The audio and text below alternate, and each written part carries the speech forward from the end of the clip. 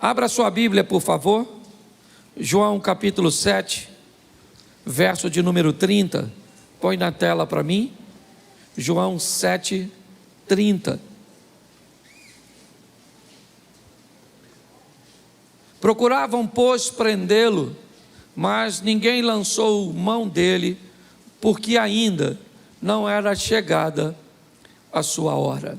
Feche os seus olhos. Senhor nosso Deus e Pai, em nome de Jesus, continua falando conosco, usa-me como um canal de bênção nesta hora, ó Pai, e que possamos sair daqui diferente do que entramos. O Senhor jamais reuniu um povo para despedir este povo de mãos vazias. Te damos graças em nome de Jesus, amém, glória a Deus, amém? Eu quero falar um pouco com vocês sobre o tempo, as fases, as etapas da nossa vida. Eu acho que você já conseguiu entender que na verdade o tempo é um recurso, e um recurso que não pode ser reaproveitado, que não pode ser recuperado. Talvez uma das coisas mais valiosas que temos é o tempo, e quanto mais rápido nós entendermos que estabelecer um tempo de qualidade para a nossa vida, quanto mais rápido entendermos que a vida é única, curta e rápida, inevitavelmente esse entendimento vai fazer com que nós não percamos tempo, que não joguemos nosso tempo fora. É lógico que uma parte do seu tempo é extremamente saudável que você dedique essa parte para que você venha ter lazer, uma diversão, se distrair. É importantíssimo.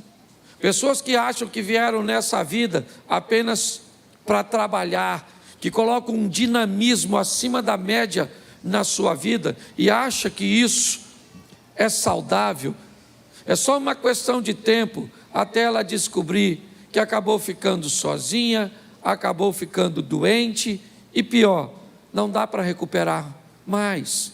Filhos só são crianças uma vez na vida. Você só é jovem uma vez na vida. Casamento, certo? Aquela coisa gloriosa e satisfatória do início do relacionamento, na verdade, ele acaba acontecendo uma vez só. Então, aproveitar o tempo é algo que nós devemos fazer o mais rápido possível. Nós estamos vendo um texto que diz que tentaram prender Jesus, mas ninguém conseguiu prendê-lo simplesmente porque não era o tempo dele ser preso. Quando nós olhamos para tempo, é importante entender que Deus é atemporal. Deus vive na eternidade. Para Deus, o tempo em si, para Ele, não existe, né? Não faz diferença, Ele é eterno. Foi, é e sempre será, é assim que funciona. Mas para nós, não. Nós temos aí, né? Normalmente a via de regra, 9 meses para nascer, de 1 ano a 2 anos para andar, de 10 a 12 normalmente para descobrir que os adultos, nossos pais, não são super pessoas. Nós temos aí basicamente 30 anos para amadurecer. Algumas pessoas dizem, profissionais da área de psicologia, que o indivíduo que não amadurece até os 30, ele pode ficar esperto, mas vai ser bobo. Já vi uns caras velhos bobo. Ele sabe ganhar dinheiro, ele tem uma situação boa, mas você começa a falar, é uma bobeira. Em pessoa, o que é isso? Falta de maturidade. Se tu está com 30, acenda a luz de emergência e amadureça o mais rápido possível, ok? Quando o assunto é tempo, também eu preciso gastar um pouquinho de tempo para falar sobre a importância de nos preocuparmos com o que esse sistema está tentando fazer com o tempo da infância das nossas crianças. Se nós olharmos, nós muitas vezes não conseguimos entender por que é que tantas informações distorcidas, por que é que desenhos animados, por que é que programas direcionados para a criança na idade mais precoce possível buscam levar informações, imagens, porque no tempo da infância, no tempo dessas crianças, elas não conseguem discernir o que é uma sugestão, do que é uma informação e uma ordenança. Por que é que estão investindo? Nosso sistema de ensino brasileiro tem um material didático tão ruim. Por que é que desde que o mundo é mundo, pelo menos que eu lembro, no Brasil, a maioria de nós não fomos para a escola para aprender sobre sexo, se eu era menino, como fazia, se fazia, com quem fazia. Nós íamos lá para aprender matemática, português, moral e cívica, ciências. Lembra disso? E por que hoje? O que aconteceu com esse tempo que nós estamos? É um tempo que está querendo estabelecer matrizes no nosso filho. Ensina o menino o caminho que ele deve. Se você não sabe obedecer a Bíblia, o diabo talvez seja mais obediente que você. O diabo, ele diz, se a Bíblia está dizendo, ensina o menino o caminho que deve andar, eu vou obedecer a Bíblia. E vou ensinar esses meninos a se comportar segundo o meu modelo. E quando eles chegarem em casa, vão conflitar com esses pais que não têm tempo de estabelecer matrizes. E quando tentarem desfazer as matrizes que o sistema de ensino, que na verdade tem nada a ver com educação, sistema de educação é em casa, a escola é o sistema de ensino. Então, quando nós olhamos para esse tempo de tanta imaturidade que busca atingir as nossas crianças, é melhor você acordar o mais rápido possível. Porém, eu aqui como pastor e aqueles que sobem aqui, o máximo que nós podemos fazer é levar a palavra de Deus até o seu ouvido. E Deus então leva do seu ouvido para o seu coração. Por isso que é muito importante para Satanás destruir você, ou destruir a sua atenção enquanto nós estamos aqui pregando. Por que é que há um ambiente tão grande de distração durante o culto? Porque é simples. Se a palavra não chega ao ouvido, não há possibilidade dela ser conduzida para o coração. Então tem que sentar alguém do seu lado que converse com você algo interessante enquanto o culto passa. Porque para Satanás é importante que no final do culto você não tenha nada na mente. Por quê?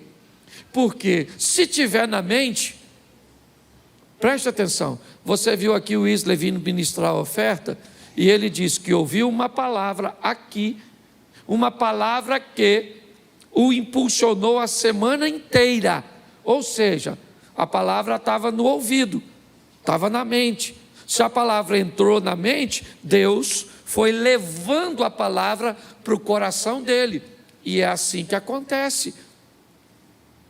Nós já vimos em 1 Coríntios 10, 1, que pessoas estão no mesmo ambiente, vendo a mesma coisa, ouvindo a mesma coisa, porém vivendo resultados altamente diferentes.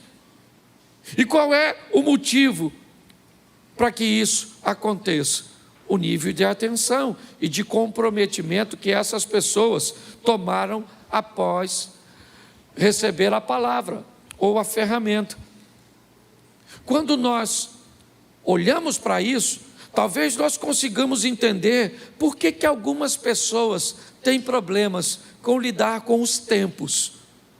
E eu separei algumas coisas aqui, de uma palavra que mexeu muito o meu coração, eu quero compartilhar com você. O primeiro tempo que eu quero falar com você é o tempo dos outros. Aquele tempo que não é seu, mas você gostaria que fosse. O Salmo 73, ele ilustra isso de uma forma belíssima. Põe para mim, Salmo 73, aqui. Isso. Vamos lá. Verdadeiramente bom é Deus para com Israel, para com os limpos de coração. Preste atenção agora. Quanto a mim, meus pés quase se desviaram. Faltou, ou pouco faltou, para que escorregassem os meus passos. Por quê? Pois eu tinha inveja dos soberbos, ao ver a prosperidade dos ímpios. Porque não há apertos na sua morte, mas firme está a sua força. Não se acham em trabalhos como outra gente, nem são afligidos como outros homens. Pelo que a soberba os cerca como um colar, vestem-se de violência como um adorno. Só aí, preste atenção, qual é o problema do salmista aqui? Me parece que esse é o salmo da comparação.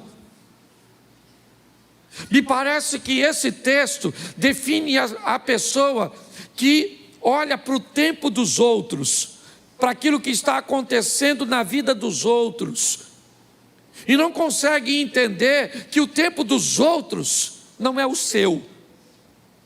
Muitas pessoas se perdem canalizando tanta atenção para o que está acontecendo na casa do vizinho, na empresa do vizinho, na igreja do outro pastor, que esquece de canalizar suas forças para fazer as coisas acontecerem na sua própria vida. O salmista está dizendo que ele quase caiu, seus pés vacilaram, ele quase desviou. Quando? Quando ele começou a olhar o tempo dos outros. E o que estava acontecendo na vida dos outros era muito diferente do que estava acontecendo na vida dele. Aprenda uma coisa: em muitas fases da sua vida, o casamento de outras pessoas vão estar melhor que o seu. A situação financeira de outras pessoas vão estar melhor que a sua. A aparência dessa pessoa vai estar melhor que a sua. Você precisa ter maturidade para entender que o tempo dos outros não é o seu tempo. Pare de olhar o que está acontecendo na vida de seu vizinho. Trabalhe, ore, entenda que o seu tempo vai chegar. E não use a medida dos outros para estabelecer a sua. Até porque, eu vou ser franco para você, e aqui na igreja você sabe que eu abro meu coração direto. Eu prego em muitos lugares, e por onde eu passei, Abner, eu confesso a você, eu já tive vontade de morar, pelo menos, numas 40, 50 casas diferentes. Nos 40, 50 bairros diferentes. Chego na casa de um cara, pensa num casarão. Bonito, confortável, ampla, umas ruas amplas, bonito. Eu falo comigo: Cláudio, tu tinha que morar aqui. Até eu viajar para outra. Chego lá, eu falo: que apartamento é esse? Rapaz, um apartamento por andar, tudo na porta. Não podia morar aqui? Aí eu viajo de novo. Aí alguém me leva numa fazenda. Aí eu falei: Senhor, rapaz, eu tinha que morar aqui nessa fazenda. Aí eu viajo de novo. Vou para uma casa de praia e me deixa lá hospedado. Falei: aqui que eu tinha que morar. Esse dia eu fui para um apartamento em Balneário Camboriú. Me botaram numa piscina de água quente que tinha uma cama que fazia massagem na gente dentro da piscina. Ali eu tive certeza que era ali. Uma cama que faz massagem em nós dentro d'água. Aí eu fui para Brasília. e me levaram para uma casa que tinha até um helicóptero. Eu já esqueci da massagem. O que é uma massagem numa piscina? Com um bicho que leva a gente para as alturas? Aí eu quis morar lá. E por onde eu passo? De vez em quando ainda quero. Mudo para aqui, mudo para ali. E agora que minha mulher vai comigo de vez em quando? É 2. Cláudio, não podia morar aqui, né? E eu falo para ela, Xerém nos espera. Aquela grande metrópole. Você consegue entender? O tempo dos outros não é o seu. Pare com isso, amadureça. Vamos voltar para cá? Segundo tempo, fora do tempo. Aquilo que nós queremos, mas ainda não é o nosso. Pastor, que exemplo você pode usar para isso? O Saul. Saul queima uma etapa. E, gente, muita coisa, né, que nós vemos, nós até poderemos adquirir e ter, mas não fora do tempo. Tenha maturidade para entender que coisas fora do tempo pode deformar você. Deus, Ele está no controle de todas as coisas. Eu li um livro esses dias do Carlos Drummond, e o título dele é Fora do Alcance das Crianças. E ele começa a explicar por que é que tem coisa que a gente não recebe. Porque Deus não dá determinadas coisas para crianças. Tem que ter maturidade. Você tem que entender que tem coisas que são para você, mas ainda não é o seu tempo de alcançá-las. E Deus sabe, nossa, eu queria. Eu vou contar uma experiência para vocês. Aqui, da minha família, está ali meu filho, minha nora estava sentada aqui. Isso, tá, deve estar com meu netinho por aí, mas meu filho está. Nós fomos viajar. Aí entrou toda a patotinha no carro. Certo? Entramos todo mundo. Aí meu neto quis o celular para ver, né, um desenhozinho. Aí minha nora falou assim, você vai passar mal, Miguel. Mas ele, sabe como é que é criança, né? Aí minha nora, gentilmente, uma mãe amorosa, cedeu o celular. Ele começou a ver. Um tempinho depois, ele começou a enjoar. Dentro do carro, escuta só. Certo? Dentro do carro. Ele podia? Sim. Mas era o tempo de ter? Não. Nós fizemos uma paradinha. O que nós fizemos? Ele pediu um biscoito. Era para dar? Nós demos. Eu fui um incentivador. Dá um biscoito para esse menino. Vô é assim, né? Diz que vô é um burro que o filho amansou para o neto montar. Falei, dá esse menino precioso, esse garoto aqui do vovô. Toma, menino. Comeu. Começou a ficar zonzo. Dentro do carro. De repente. Assim. As coisas do interior dele começou a sair. Ele vomitou. Dentro do carro. Paramos, limpamos, tudo. E você sabe que o cheiro. Limpamos tudo e segue viagem. Com aquele cheiro. E eu estou aqui conversando com Deus, que experiência era aquela?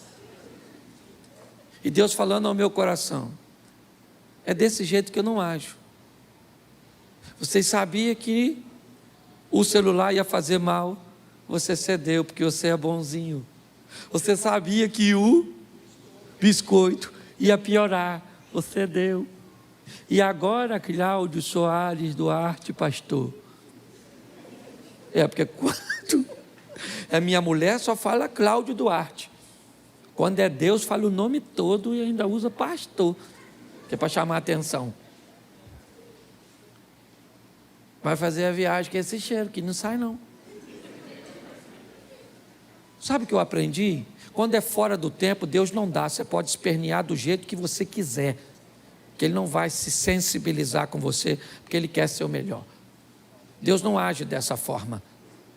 Então, se for fora do tempo, querido, Não queira queimar etapa, porque o negócio vai dar ruim. Está lá com Moisés, fora do tempo, achou que era o libertador, se lascou, foi para o deserto. O tempo de Deus é correto, aguarde o que Deus tem a fazer por você, amém? Ele não chega atrasado na sua vida, no seu casamento, ele não chega, ele sabe o que está fazendo, ele está cuidando de você. Muitas pessoas se atrapalham querendo coisas fora do seu tempo. Nós temos aqui para adiantar também aquilo que está no tempo para acontecer. E aprenda uma coisa nessa vida: toda oportunidade, ela tem um tempo de duração. Você precisa saber qual é o seu tempo de casar. Não queira casar antes da hora, e também não case depois. Não queira ter filho antes da hora, mas também não tenha filho velho demais, que pensa no pessoal chato. Essa turma que tem filho depois de velho, é uma tribulação, uma tribulação, uma tribulação e uma tribulação. Quem tem um filho novo demais, não está preparado para criar o filho. Quem tem filho velho demais, parece que o menino é um bibelô. Não vamos entrar aqui na igreja, porque pode, certo, ter bactéria. Bactéria deve ter na sua cabeça, infeliz.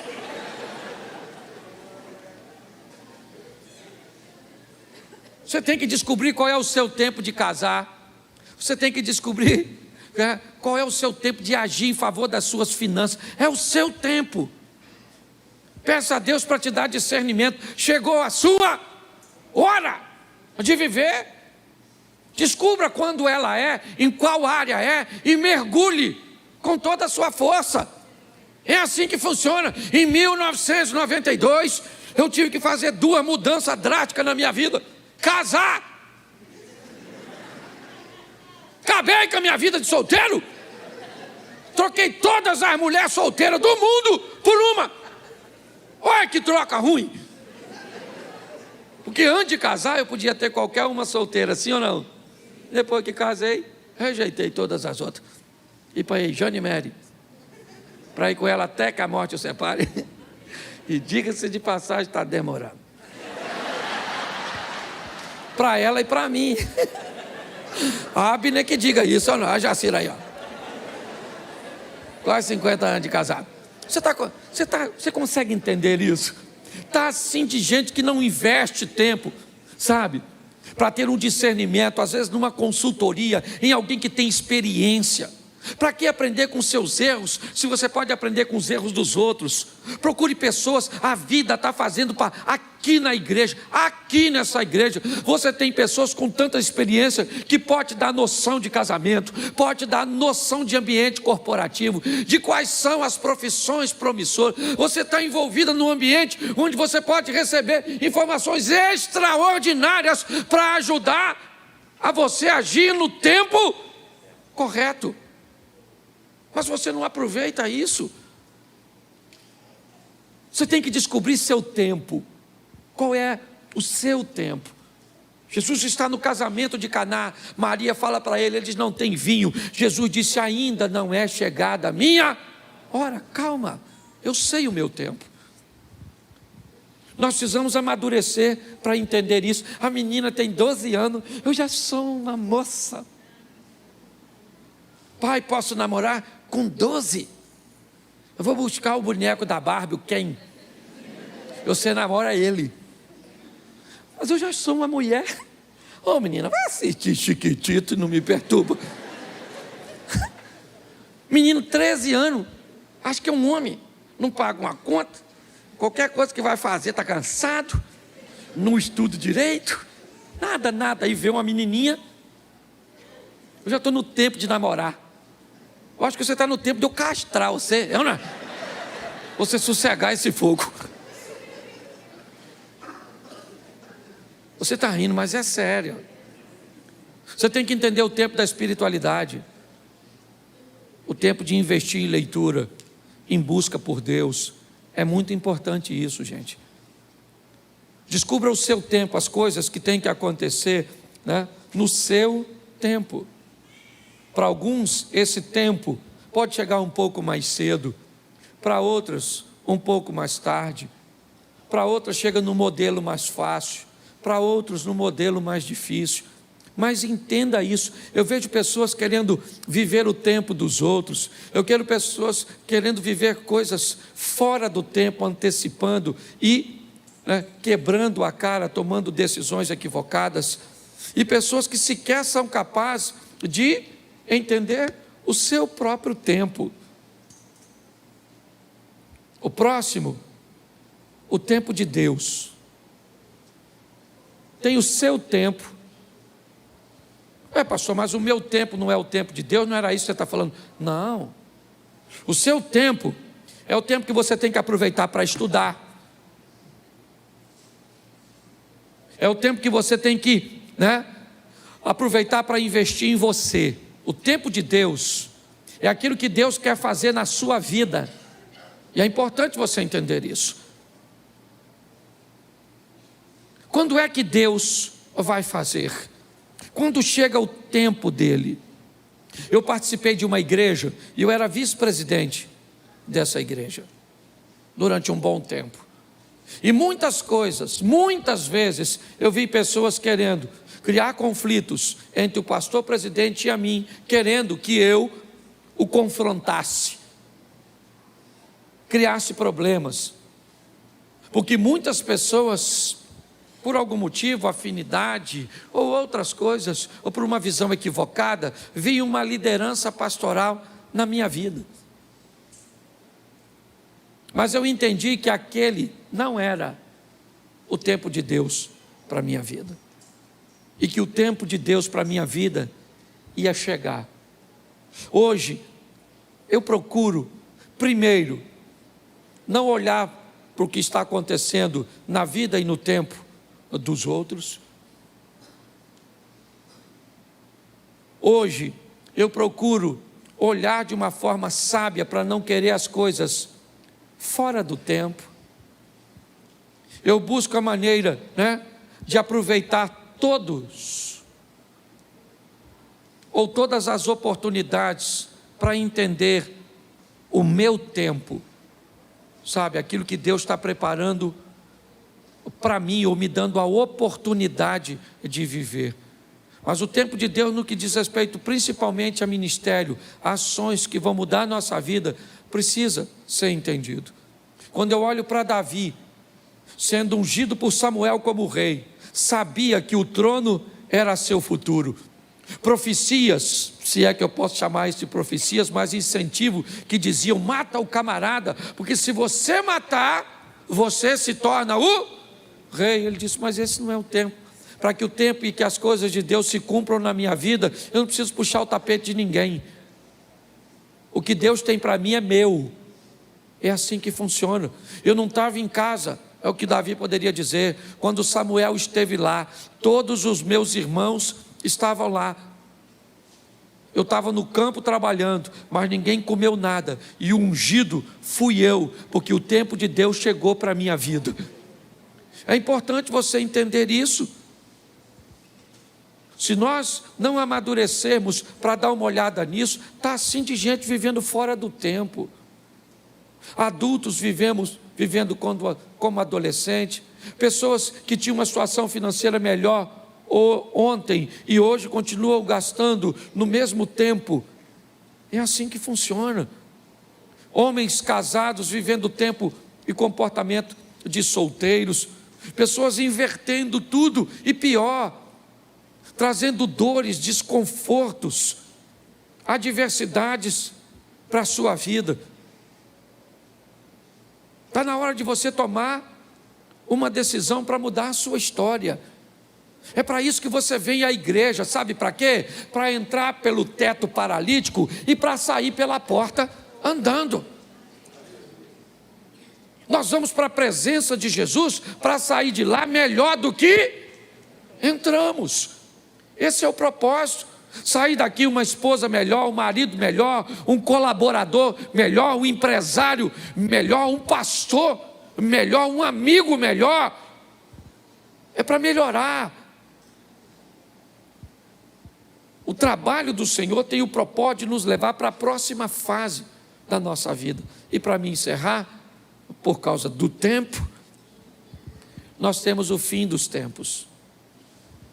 Nós temos aqui, rapidinho, o tempo dos outros, fora do tempo, o meu tempo, o tempo de Deus e o fim dos tempos.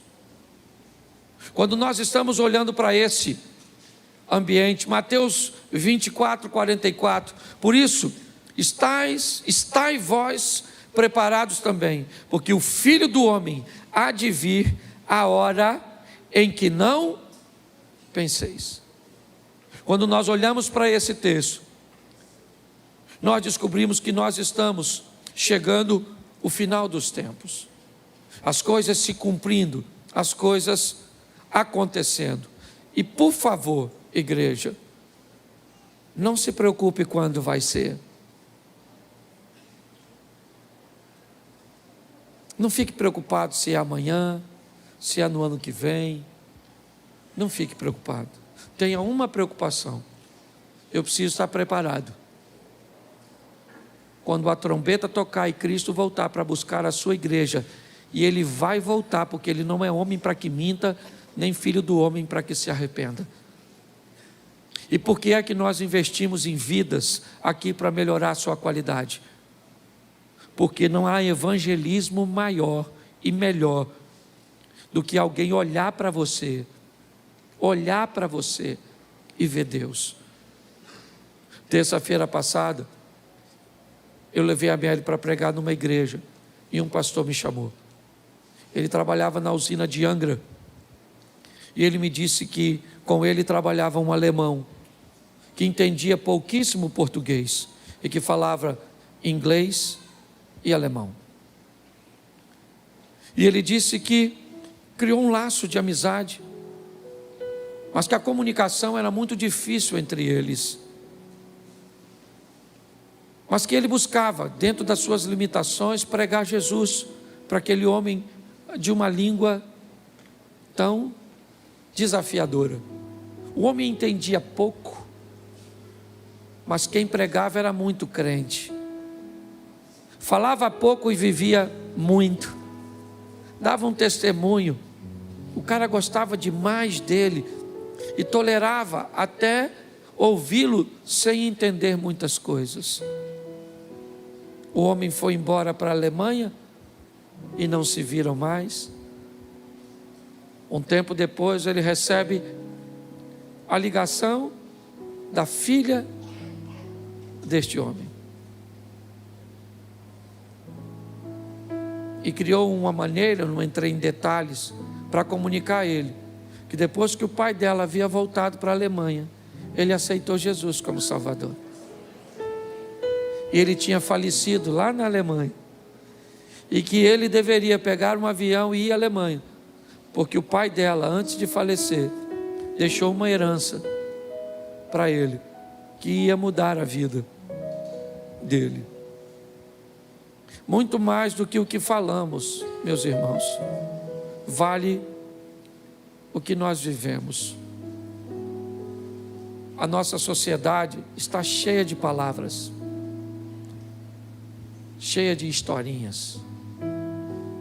A nossa sociedade está querendo testemunho. Não basta subir num púlpito e falar muito bem, não basta. As pessoas querem conviver com a gente, para ver como a gente vive, como a gente trata as outras pessoas, como tratamos a nossa família. Esse é um tempo que estamos vivendo, onde o Senhor está voltando. E o Espírito do Senhor está sendo derramado sobre a igreja. Aproveite esse tempo, o tempo da graça, o tempo do favor de Deus. Eu não sei o que você tem vivido, não, mas por favor, melhore a sua ótica. Não dá para demorar para ser a melhor esposa, porque Jesus está voltando. Não dá para demorar para ser o melhor marido. Não dá para demorar para ser fiel. Não dá para demorar. Ele está voltando. para buscar a sua igreja. O mundo está precisando disso. Se você acha que está desafiador agora, imagine esse período do ano que vem, o período das eleições. Deixa eu avisar a igreja de uma vez. Em julho do ano que vem, eu vou tirar um tempo para falar de política aqui na igreja. Em julho. Vou mostrar um pouco a igreja. Alguns já sabem, outros, eu não gosto de fazer isso, mas eu acho importante. E a partir de julho, nós não vamos mais falar de política na igreja, até a eleição terminar. A partir de julho, e assim que acontecer a liberação da propaganda eleitoral, eu vou pedir o favor de todos da igreja que tiverem um adesivo de política no seu carro, não estacionar dentro das nossas dependências, e que aqui dentro nós não vamos falar de política. Nós vamos orar por nossa nação, porque nós estamos aí praticamente entrando numa guerra. Talvez muitos de vocês, na última eleição, perderam relacionamentos de familiares e de amigos que saíram do grupo ou removeram você e que nem fala mais contigo direito por causa de uma eleição. Isso é um absurdo. Mas nós vamos orar para a nossa nação. A minha rede social não tem nada a ver com a igreja. E na minha rede social eu faço o que eu quiser, desde que eu não quebre princípio. Mas aqui nesse púlpito nunca subiu um político que eu franqueasse para ele esse microfone. Sempre orei e oro a todos que virem aqui. Mas nós estamos chegando num tempo, igreja, que não dá para relaxar. É o final dos tempos. Transforme-se agora, porque talvez não dê mais tempo.